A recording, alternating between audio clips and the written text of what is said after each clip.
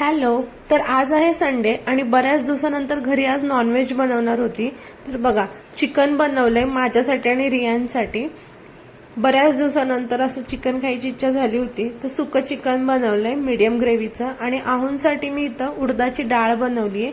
काळी उडदाची डाळ आहे, गावरान. ही आमच्या शेतातलीच आहे. खूप टेस्टी लागते ही सुद्धा बऱ्याच दिवसानंतर बनली होती. त्यासोबत चपात्या. फर्स्ट टाइम असं झालं की नॉनव्हेज केलं होतं पण भातच बनवला नव्हता, फक्त चपाती सोबत खाल्लं. त्याच्यानंतर घरातली सगळी कामं आवरली. सुट्टी जरी असली तरी काही आराम भेटतच नाही.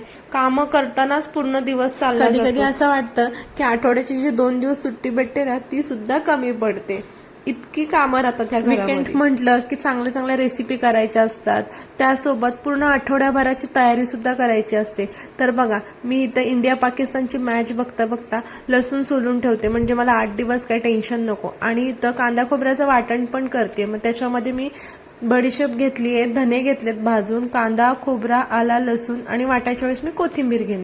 आणि त्यानंतर आम्ही स्टार बाजारमध्ये गेलो होतो. काही खायचं सामान संपलं होतं ते आणण्यासाठी. बराच उशीर झाला होता पण ठीक आहे.